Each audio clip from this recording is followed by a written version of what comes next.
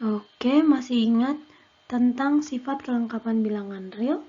Jadi, kalau misalkan kita punya sebuah himpunan yang tak nol, atau misalkan di sifat kelengkapan itu bunyinya setiap himpunan tak nol, himpunan bagian tak nol dari bilangan real, dan dia terbatas atas, maka dia himpunan tersebut selalu memiliki batas atas terkecil yang kemudian didefinisikan sebagai supremum, dinotasikan dengan sub H. Jadi kalau misalkan himpunan itu H, maka ditulis dengan sub H yang dibaca sebagai supremum dari H. Nah, selanjutnya kalau kita sudah menentukan supremum dari H, misalkan alfa adalah supremum dari H, dia dikatakan supremum dari H jika si alfa ini pertama dia harus batas atas. Mengapa demikian? Kan namanya juga supremum batas atas terkecil, maka yang pertama adalah dia harus batas atas sesuai definisi batas atas, yaitu dia selalu lebih besar dari setiap himpunan yang berada dalam H. Yang kedua adalah dari semua batas atas yang ada, dia yang paling kecil, ya kan? Ingat, ada dua untuk membuktikan suatu nilai adalah supremum dari himpunan. Yang pertama adalah dia harus batas atas, memenuhi definisi dari batas atas. Yang kedua adalah dari semua batas atas yang ada, kita harus buktikan dia batas atas terkecil. Nah, definisi dari batas atas terkecil itu seperti apa? Yaitu ini, untuk setiap batas atas yang ada, maka dia selalu lebih kecil dari batas atas tersebut.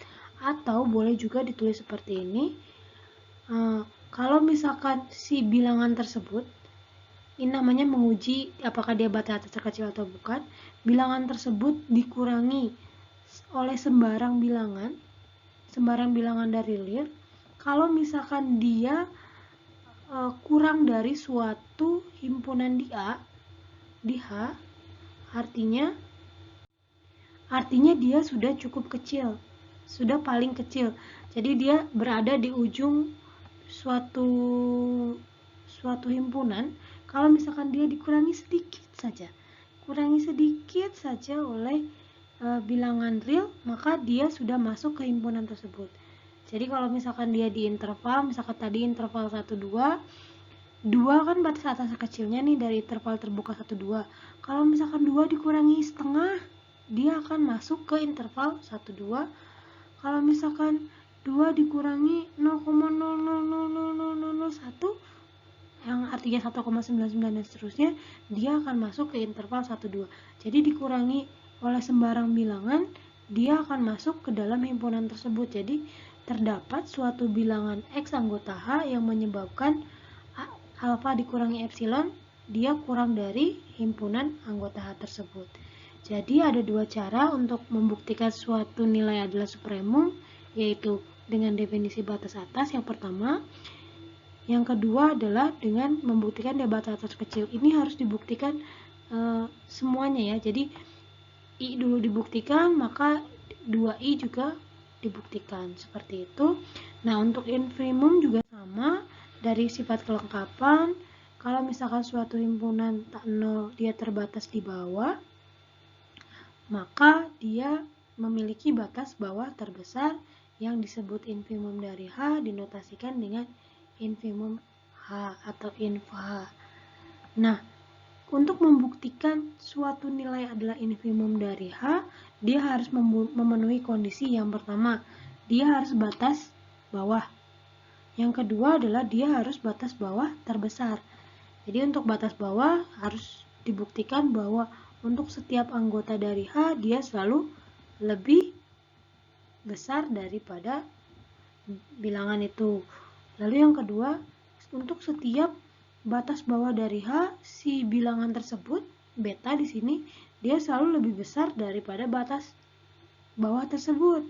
Atau boleh juga kalau misalkan si batas bawah itu ditambahkan oleh sebarang bilangan, maka dia sudah masuk ke himpunan tersebut. Jadi untuk setiap epsilon lebih besar daripada 0, terdapat anggota dari H yang merupakan beta ditambahkan epsilon, dia lebih besar daripada X. Jadi kalau misalkan tadi di interval 1 2, kalau misalkan si 1 ini kan sebagai batas bawah terbesar, ditambahkan oleh sedikit saja 0,001 jadi 1,001, maka dia sudah masuk ke himpunan tersebut. Jadi ada X yang lebih besar daripada 1 plus 0,01 tersebut. Seperti itu. Jadi intinya infimum dan supremum itu sama, yang dibuktikannya pun sama. Jadi nanti kalau misalkan kita diminta untuk menentukan supremum atau infimum, kita akan tentukan nilainya dulu, lalu selanjutnya kita akan buktikan apakah nilai yang kita tentukan benar atau tidak.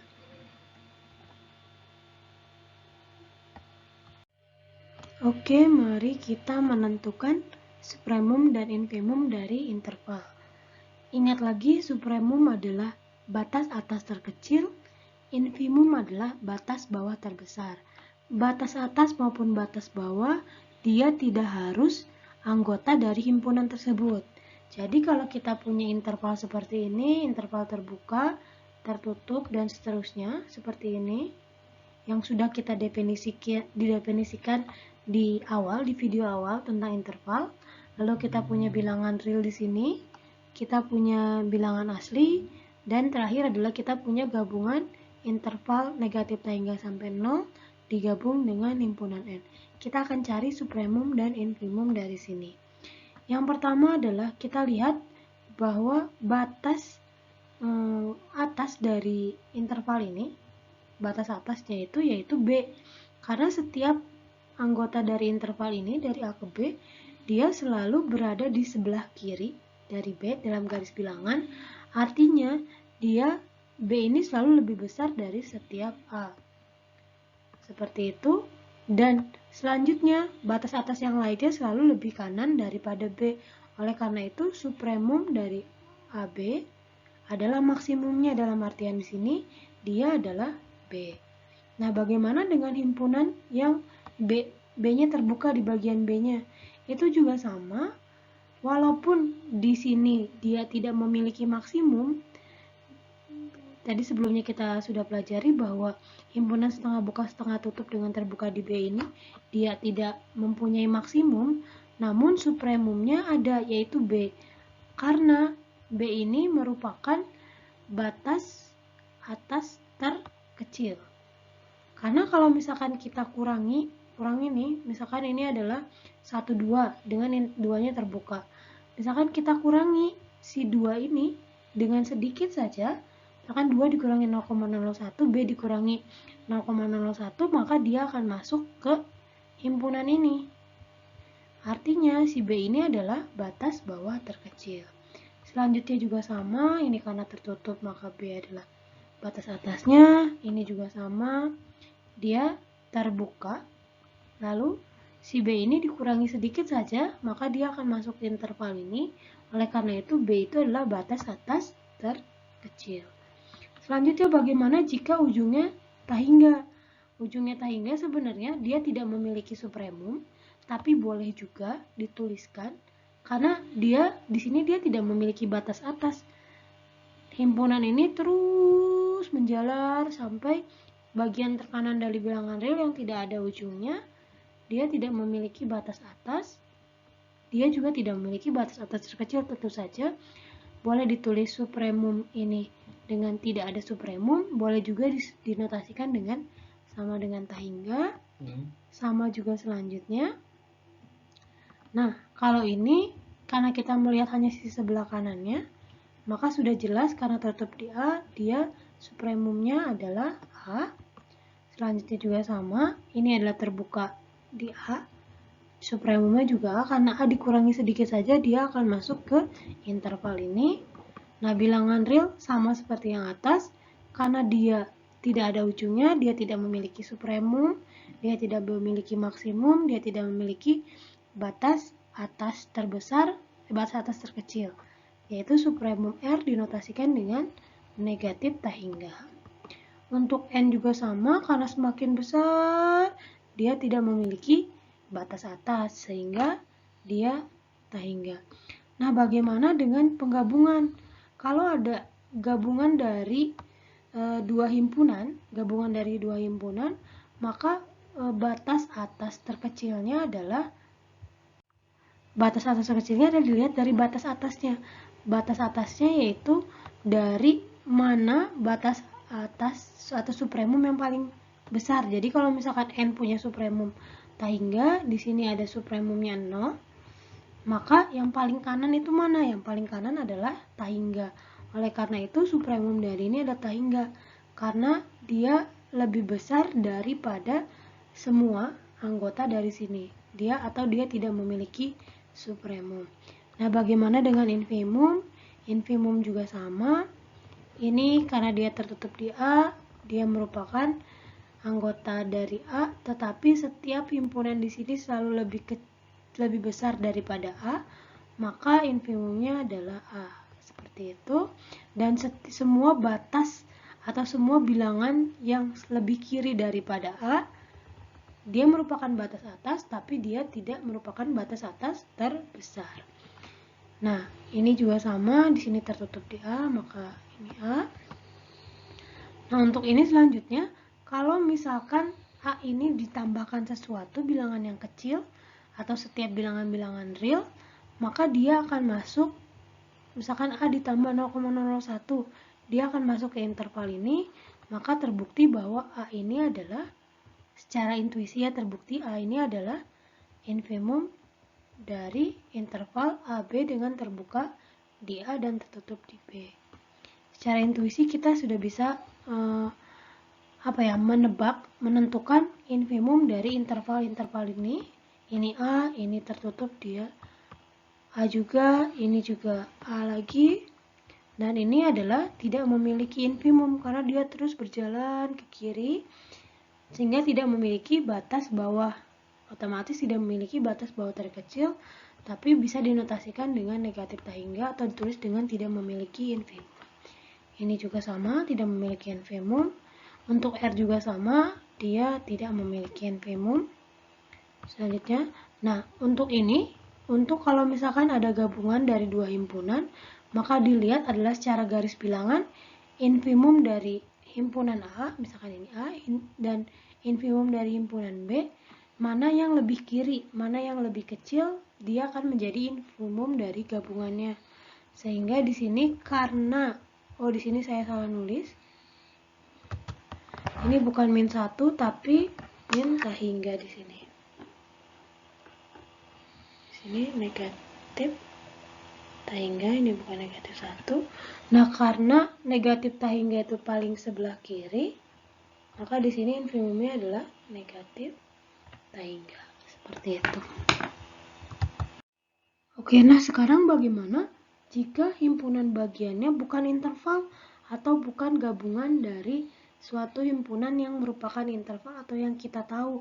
Nah, di sini misalkan kita punya himpunan H-nya adalah 1/2n dengan n-nya anggota bilangan asli. Nah, bagaimana menentukan supremumnya? Kita bisa mengambil titik-titik dari himpunan ini dan kita akan mengerjakannya secara numerik. Kalau misalkan ini bilangan asli, ya udah kita masukin aja kalau n-nya sama dengan 1 berapa, n-nya sama dengan 2 berapa, sampai kita punya gambaran secara umum bahwa bilangan ini tidak akan lebih besar dari apa dan tidak akan lebih kecil dari apa. Nah, di sini saya menggambar di GeoGebra untuk menjelaskan bagaimana sih memahami si bentuk dari anggota-anggota himpunan ini. Nah, ini untuk n-nya sama dengan 1, maka dia setengah. Kita masukkan sini. Untuk n-nya sama dengan 2, maka dia 1/4. N-nya sama dengan 3, 1/8. Dia semakin kecil, ini 1/16. Semakin kecil 1/32. Semakin n-nya besar, dia semakin n-nya kecil dan semakin mendekati titik 0. Maka dugaan sementara saya adalah supremum dari himpunan ini adalah setengah, karena dia tidak akan lebih dari ini. Lihat saja, dan seterusnya adalah dia melandai sampai dengan 0. Infimumnya adalah 0. Nah, kita bisa lihat supremum ini didapat ketika n-nya sama dengan 1, sedangkan infimum ini diperoleh 0 ini bukan merupakan anggota dari H, tetapi ketika n-nya semakin besar, maka dia akan menuju ke 0. Maka di sini infimumnya 0. Seperti itu. Jadi ketika ada himpunan yang yang tidak merupakan interval, maka kita bisa menggunakan intuitif seperti ini. Misalkan kalau misalkan nanti ada himpunannya cosinus X gitu. Secara intuitif kita bisa lihat atau kita bisa gambarkan atau kita bisa ilustrasikan di GeoGebra atau kita bisa menggambarkannya. Nanti kita bisa lihat bahwa si cos ini tidak akan lebih dari 1 dan tidak akan kurang dari negatif 1. Maka nanti kalau misalkan dia himpunannya cos X untuk X yang anggota bilangan real, maka supremumnya adalah 1, infimumnya adalah negatif 1. Contohnya seperti itu. Jadi kita membayangkan secara numerik, menggambarkan secara geometrik kalau bisa digambarkan. Dari situ kita menemukan suatu dugaan. Nah, setelah kita menduga, maka kita akan membuktikan dugaan kita dengan definisi supremum tadi, yaitu pertama kita harus menunjukkan untuk kasus ini adalah setengahnya merupakan batas atas dari himpunan ini, dan setengah ini merupakan batas atas terkecil, artinya semua batas atas dari himpunan ini yang paling kecil adalah setengah. Untuk infimum juga sama, 0 merupakan batas bawah dari himpunan H, dan 0 juga merupakan batas bawah terbesar. Semua batas bawah dari sini dia tidak akan lebih besar daripada 0. Seperti itu. Nanti selanjutnya akan kita buktikan sepertinya di video selanjutnya ya.